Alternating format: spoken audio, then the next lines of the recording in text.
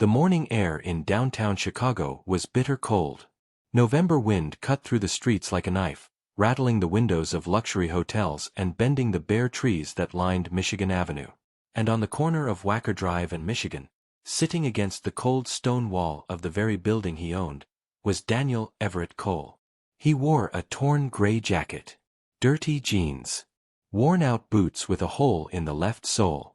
A paper cup sat in front of him with 3 crumpled dollar bills inside, ones he had placed there himself. To every person walking past, he looked like just another homeless man. Nobody knew he owned the 40-story glass tower behind him. Nobody knew his net worth was $2.3 billion. And nobody knew that everything that was about to happen, every kindness, every cruelty, every shocking moment, was about to change lives forever. Why he did it. 6 months earlier, Daniel Cole had sat in his corner office on the 38th floor, staring down at the city below. He was 52 years old.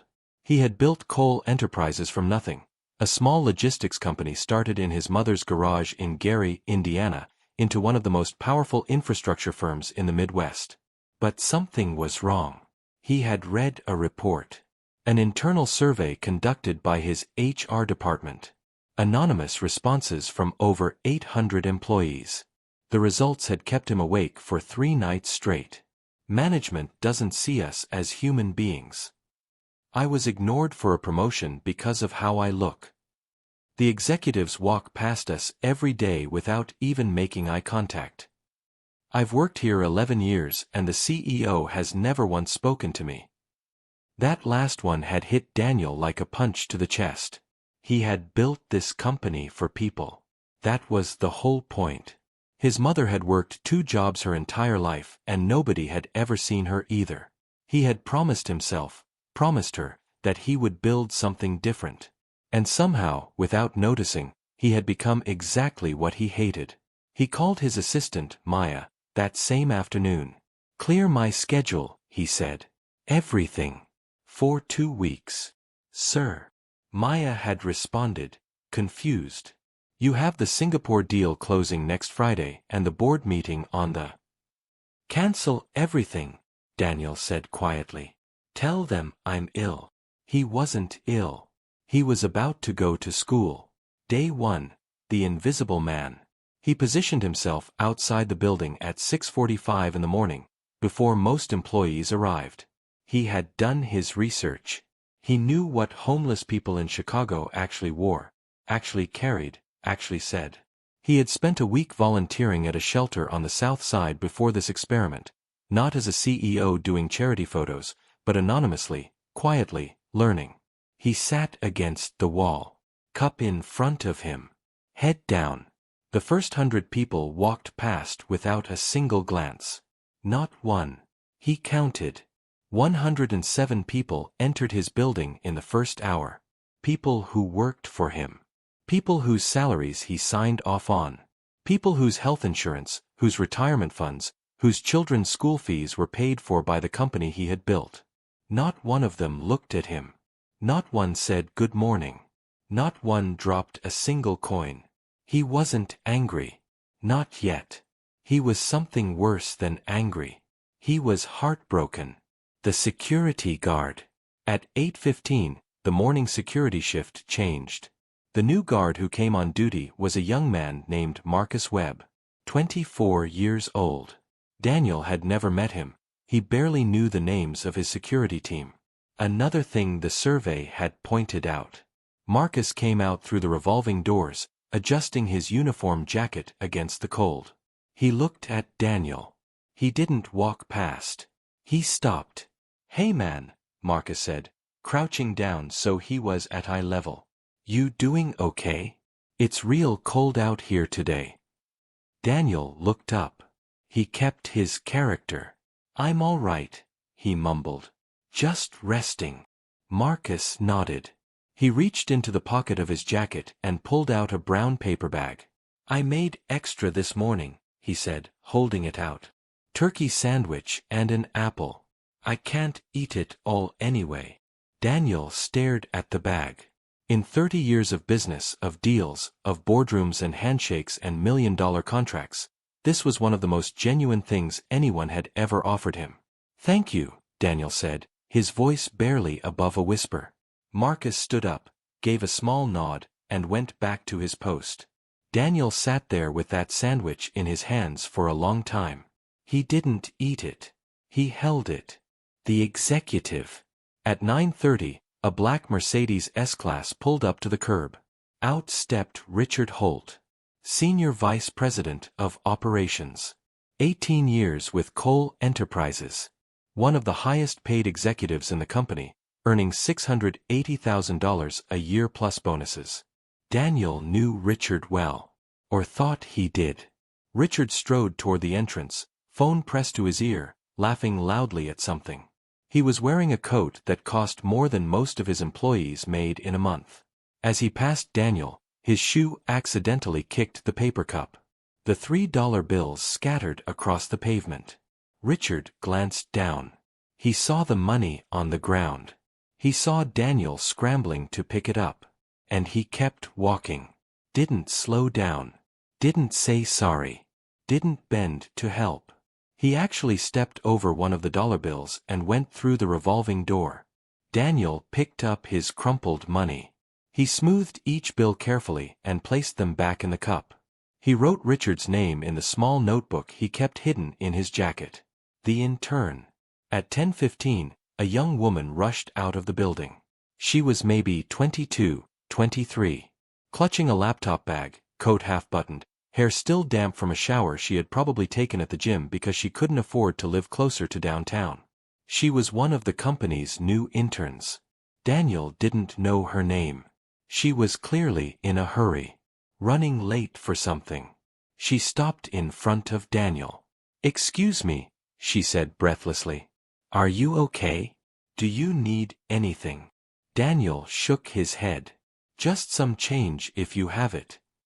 She opened her purse. Daniel could see inside. It wasn't full. A transit card. A few receipts. A small amount of cash. She pulled out a $10 bill. Her last 10. He could tell from the way she hesitated, not because she didn't want to give it, but because she was calculating something in her head. She gave it anyway. "Get something warm to eat," she said. "There's a diner 2 blocks down that does hot soup for $3. She smiled at him, genuinely, warmly, and ran back inside. Daniel added her name to his notebook. He had read her ID badge. Amara Johnson. Intern. Finance Department. Day 3. The test gets harder. By day 3, Daniel had learned something profound. Kindness and cruelty had almost nothing to do with how much money a person had. The people who stopped, who offered food, who crouched down and made eye contact, they were almost always the lowest paid workers. The cleaners. The mailroom staff. The junior assistants. The people who walked past, who looked through him like he was a smudge on the glass. They were almost always the executives. Almost always. There was one exception. Her name was Patricia Walsh. She was 61 years old, the company's chief financial officer, the second most powerful person at Cole Enterprises after Daniel himself. On the third morning, Patricia came out of the building at lunchtime. She was carrying 2 cups of coffee. She walked directly to Daniel. "I've been watching you from my window," she said calmly, holding out one of the cups. Daniel looked up, startled. "You've been here 3 days. Patricia continued, sitting down on the cold pavement beside him without any hesitation, her designer coat touching the ground without a second thought. "Are you okay? Do you have somewhere to sleep?" Daniel stared at her. "I'm fine," he said carefully. "Thank you for the coffee." "Our building has a warming room in the basement," Patricia said. "Most of the staff don't know about it, but security uses it. I'm going to speak to Marcus, the morning guard, about letting you use it when it's cold." She sat there for 15 minutes, drinking her coffee beside a man she thought was homeless, talking to him about nothing important, the weather, a book she was reading, the pigeons on the ledge above them. Just treating him like a human being. When she stood up to leave, she reached into her coat pocket and handed him a folded piece of paper. That's the number for a very good support service downtown, she said. They help people get back on their feet. No judgment, just help. She walked back inside. Daniel unfolded the paper. It was a handwritten note with a phone number and a short sentence at the bottom. Everyone deserves a second chance. Don't give up. He folded it carefully and put it in his breast pocket, close to his chest. Day 7, the moment everything changed. On the 7th day, something happened that Daniel had not planned for. A man sat down beside him. Not a worker from the building. A real homeless man. His name, Daniel would later learn, was Thomas. 58 years old. Former electrician. Lost his job, then his apartment, then his family, in that order, over 3 years. Thomas didn't know Daniel was anything other than what he appeared to be. He just sat down because he recognized something. The particular kind of loneliness that only people who have been made invisible understand. Cold one today, Thomas said. Yeah, Daniel replied. They sat in silence for a while. Then Thomas reached into a plastic bag he was carrying and pulled out half a granola bar. He offered it to Daniel. A homeless man. Offering his food. To another man he thought was homeless. Daniel felt something crack open inside his chest. He thought about Richard Holt and his $680,000 salary stepping over a dollar bill. He thought about Thomas and his half a granola bar. He accepted the granola bar. He ate it. And he made a decision. Day 14, the reveal. On the 14th day, Daniel Cole walked into his building. Not through the side entrance he had been using to check in with Maya each evening. Through the front door. In his torn jacket. His dirty jeans. His boot with the hole in the sole. He walked past the security desk where Marcus was standing. Marcus looked at him. Confused. Then recognition slowly spreading across his face. Daniel stopped. He held out his hand. I'm Daniel Cole, he said. I own this building. And I've been sitting outside it for 2 weeks. I wanted to say thank you. Marcus shook his hand, speechless. Daniel took the elevator to the 38th floor. He walked through the open plan office. Every head turned. Conversations stopped. Keyboards went silent. He looked exactly like a homeless man who had wandered into a corporate office. He walked to the center of the floor and he spoke. No microphone. No podium. Just his voice. 2 weeks ago I read a survey that told me this company had lost its soul. I wanted to see if that was true. So I sat outside our front door and I paid attention. The room was completely silent. I watched how you treated a person you thought had nothing. And what I saw told me everything I needed to know about who we really are. He paused. Some of you showed me who this company is supposed to be. He looked at Marcus. Marcus Webb, our morning security guard, gave me his lunch on the first day. Without hesitation. Without any reason except basic human decency. He looked toward the finance department. Amara Johnson, our intern, gave me her last $10 and told me where to find hot soup. He looked toward the executive floor. Patricia Walsh sat on a cold pavement in her best coat and treated me like I mattered. He reached into his jacket pocket and pulled out his notebook. These 3 people are getting promotions today. Effective, immediately. The room erupted. Gasps, whispers, someone started crying quietly near the back. Then Daniel's expression changed. Hardened. I also watched something else. He described what Richard Holt had done. Stepping over the dollar bill. Without using his name at first. Then he said it. Richard. You've been with this company 18 years. I've trusted you with the most important operations we have. And you stepped over a dollar bill that fell from a homeless man's cup without even pausing. Richard Holt was standing near the window. His face had gone completely white. That tells me what I need to know, Daniel said. You're done. HR will handle the details. Richard opened his mouth. closed it, walked to his office to collect his things. The room was so silent you could hear the wind outside. What happened next? The promotions were real. Marcus Webb went from security guard to head of building operations, a role that came with a salary increase of 4 times his current pay. He also received a full scholarship fund for the business degree he had been saving for. Amara Johnson, the intern, was offered a permanent position in finance. Senior level. Starting salary. With a personal mentorship from Patricia Walsh. Patricia Walsh was named president of Cole Enterprises. She had earned it long before Daniel sat on that pavement. He had just needed to remember why. Thomas, the real homeless man, was offered a job. A real one.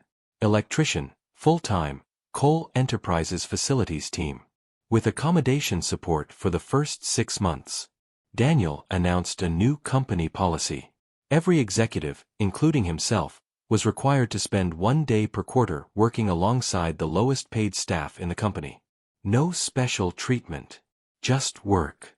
He also launched the Cole Foundation, a fund specifically designed to help people experiencing homelessness get back into skilled employment. Funded entirely from his own pocket.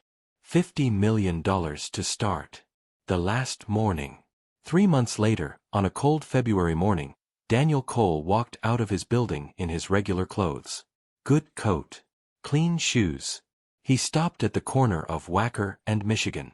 The spot where he had sat for 2 weeks. He crouched down and placed something against the wall where he used to sit. A small bronze plaque. Simple. No fanfare. It read, "On this corner, I was reminded that dignity is not something you earn. It is something you choose to give. D.E. Cole." He stood up, took a breath of cold Chicago air, and walked back inside. Not as a billionaire. Not as a CEO. Just as a man who had finally remembered what mattered. The lesson was simple. The way you treat someone who can do nothing for you tells the world everything about who you really are. Richard Holt had power, money, and a $680,000 salary. Marcus Webb had a turkey sandwich and a good heart. In the end, only one of them kept everything that mattered. Treat every person with dignity. You never know who is watching. But more importantly, it shouldn't matter if someone is watching. Do it anyway.